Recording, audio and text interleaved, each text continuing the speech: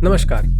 आप सब लोग चाहते थे कि हमारा ये जो भारत देश है वो हिंदू राष्ट्र बन जाए, लेकिन अगर मैं कहूँ कि ये पॉसिबल नहीं है, क्योंकि जो अभी हालात है उसको देखकर तो यही लगता है। दरअसल बात ऐसी है कि हमारा जो इंडियन क्रिकेट टीम है, हाँ वही इंडियन क्रिकेट टीम जो कि लगातार हारते आ रही है, जिनको प्रोपेगेंडा फैलाने से फुर्सत नहीं मिलती है, हाँ वही क्रिकेट टीम जो कि क्रिकेट कम खेलती है और प्रोपेगेंडा ज़्यादा स्प्रेड करती है।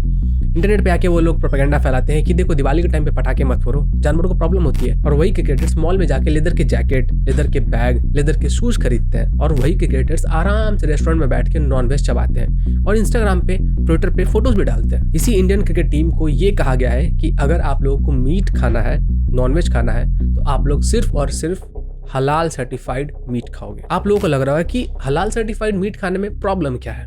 प्रॉब्लम है, तभी तो मैं वीडियो बना रहा हूँ। चलिए बात करते हैं कि हलाल सर्टिफाइड मीट क्या है और इससे हमारे देश के ऊपर और हम लोगों के ऊपर कैसे इम्पैक्ट पड़ता है। सबसे पहली बात कि हलाल सर्टिफिकेशन होता क्या है और ये किन के लिए है। हलाल जो सर्टिफिकेशन होता है वो मुस्लिम्स के लिए होता है, नॉन मुस्लिम्स के लिए नहीं। किसी भी नॉनवेज फूड के हलाल सर्टिफिकेशन होने के लिए बहुत सारे क्राइटेरिया को पास करना पड़ता है, जैसे कि जिस भी जानवर को मार के उसका मीट निकाला गया है उसको काटने वाला सिर्फ और सिर्फ मुसलमान होना चाहिए। दूसरा पॉइंट, उस जानवर को काटते समय बिस्मिल्लाह अल्लाहु अकबर बोलना पड़ता है, जिसका मतलब ये होता है कि अल्लाह ही सबसे बड़े हैं। तीसरा पॉइंट, वो जो जानवर होता है उसको मारने के समय उसे तड़पा तड़पा कर मारा जाता है। अगर वो जानवर तड़प तड़प कर नहीं मरता है तो वो हलाल सर्टिफाइड नहीं होगा, तो उसकी जो चीखें हैं वो निकलनी चाहिए। वो जो जानवर है उसकी जान तड़प तड़प कर निकलनी चाहिए। अगर उसको एक बार में काट दिया गया तो फिर वो हलाल सर्टिफाइड नहीं होगा। बहुत सारे क्राइटेरिया और भी हैं, लेकिन उसके बारे में तो हम लोग बाद में बात करेंगे। पहले इसके बारे में और डीप में जान लेते हैं। तो ये जो हलाल सर्टिफिकेशन होता है इसके कारण कितनी सारी चीजें निकल के आती हैं, ये देखिए।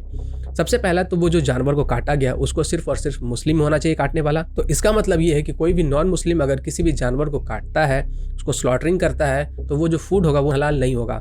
यानी कि जितने भी लोग जो हलाल सर्टिफाइड खाना खाते हैं, जो हलाल सर्टिफाइड जो रेस्टोरेंट्स होते हैं, जो होटल्स होते हैं, वहाँ पे जितने भी स्लॉटरिंग करने वाले लोग होंगे वो सब के सब मुस्लिम होंगे। तो ये जो काम मिलेगा वो सिर्फ और सिर्फ मुस्लिम्स को ही मिलेगा। जो भी नॉन मुस्लिम्स होंगे ये काम उनको नहीं मिल सकता है। तो इसका मतलब ये है कि उन होटल्स में, उन रेस्टोरेंट्स में, उन कंपनीज में कोई भी नॉन मुस्लिम काम कर ही नहीं सकता है, वरना ये हलाल सर्टिफाइड होगा ही नहीं। तो ये जो चीज़ है ना, ये एक तरीके से आर्थिक बहिष्कार करता है जो भी नॉन मुस्लिम्स हैं उनको जॉब नहीं मिलेगा, वो पैसे कमा नहीं पाएंगे। दूसरी बात, बहुत सारे अदर रिलीजन्स होते हैं, जैसे हमारे हिंदुइज्म में ये है कि अगर किसी भी जानवर को तड़पा तड़पा कर मारा गया, उसका जो प्राण है वो चीख चीख कर अगर निकला है तो उसको खाना बेहद बेकार माना जाता है, पाप लगता है। अब देखो जितने भी मुस्लिम्स होते हैं वो सिर्फ और सिर्फ हलाल सर्टिफाइड ही नॉनवेज खाते हैं, तो इसी कारण से वो लोग जितने भी कंपनीज होते हैं उनको रिक्वेस्ट करते हैं कि हमें सिर्फ और सिर्फ हलाल सर्टिफाइड खाना दो, और उसके लिए ऑब्वियसली उन कंपनीज को सिर्फ और सिर्फ मुस्लिम्स को ही हायर करना होगा। तो यहाँ से कितना ज़्यादा इम्पैक्ट पड़ रहा है आपको समझ में आ रहा होगा। और अगर आप लोग सोच रहे हो कि बहुत कम कंपनीज ऐसे होंगी जो कि हलाल सर्टिफाइड खाना देते होंगे, तो आप गलत हो। मैक्सिमम बहुत ही ज़्यादा अमाउंट में जितने भी रेस्टोरेंट होते हैं वो सब के सब हलाल सर्टिफाइड खाना देते हैं। क्यों मालूम है? क्योंकि कोई भी मुस्लिम उसको खाएगा नहीं अगर वो नॉन हलाल होगा तो। लेकिन हिंदूज का क्या है, वो कहीं पे भी जाते हैं, किसी भी रेस्टोरेंट में जाते हैं, किसी भी होटल में जाते हैं, खा लेते हैं। वो कभी पूछते नहीं है कि ये हलाल सर्टिफाइड है या फिर नॉन हलाल है। तो इसलिए जितने भी रेस्टोरेंट्स होते हैं, जितने भी होटल्स होते हैं, वो सिर्फ और सिर्फ अपने मुस्लिम कस्टमर्स की बात सुनते हैं, क्योंकि कोई भी हिंदू ये सब चीज़ें कभी डिमांड नहीं करता है। कुछ लोग हैं जो कि अभी भी इन सब चीज़ों को गौर से देखते हैं, इन सब चीज़ों को डिमांड करते हैं। जैसे एक लिशियस नाम की एक कंपनी हुआ करती है जो कि बैंगलोर की एक स्टार्टअप है, और वो रॉ मीट और प्रोसेस्ड मीट को डिलीवर करती है।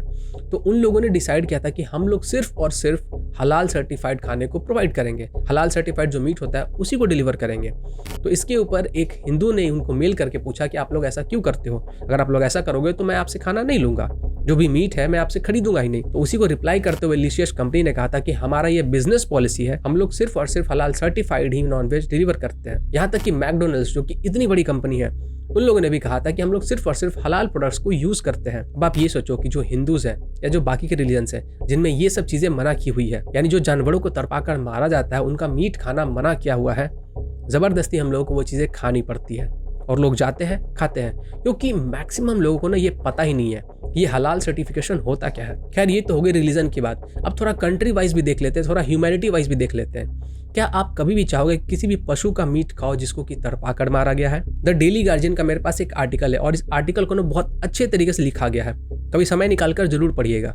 तो ये जो आर्टिकल है ना, इसमें समझाया गया है कि जो बड़े बड़े हलाल सर्टिफिकेशन कंपनीज है वो किस तरीके से टेररिस्ट को फंडिंग प्रोवाइड करते हैं। 2012 के बाद बहुत सारे ऐसे इन्वेस्टिगेशन हुए जिसमें ये पता चला है कि ये जो हलाल सर्टिफिकेशन वाले कंपनीज हैं ये लोग टेररिस्ट को फंड प्रोवाइड करते हैं। ऐसा मैं नहीं कह रहा हूँ, ऐसा इन आर्टिकल्स में लिखा हुआ है। चाहे आप 9/11 की बात कर लो, चाहे फिर न्यूजीलैंड के अंदर जो अटैक हुआ था, या फिर जो श्रीलंका के अंदर अटैक हुआ था, इन सब की बात कर लो, इन सब में जो फंडिंग आया था वो सभी के सभी इन हलाल सर्टिफिकेशन कंपनी से ही आया था। तो ये तो बस मैं एक हायरार्की आपको बता रहा हूँ। इसको अगर डिटेल में जाना शुरू करूंगा तो वीडियो बहुत ही ज्यादा लंबा हो जाएगा। देखने में तो ये बहुत आसान लगती है, लेकिन इनके लिंक्स कहाँ कहाँ तक है अगर आप लोग जानोगे तो आपके होश उड़ जाएंगे।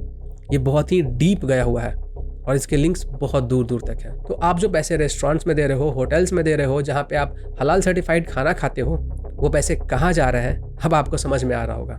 खैर, अगर आप लोग चाहते हो कि मैं डिटेल में वीडियो बनाऊं तो कमेंट करके ज़रूर बताइएगा। अगर इस वीडियो के ऊपर अच्छा रिस्पॉन्स आता है तो मैं जल्द से जल्द इसके ऊपर एक डिटेल्ड वीडियो लेकर आऊँगा।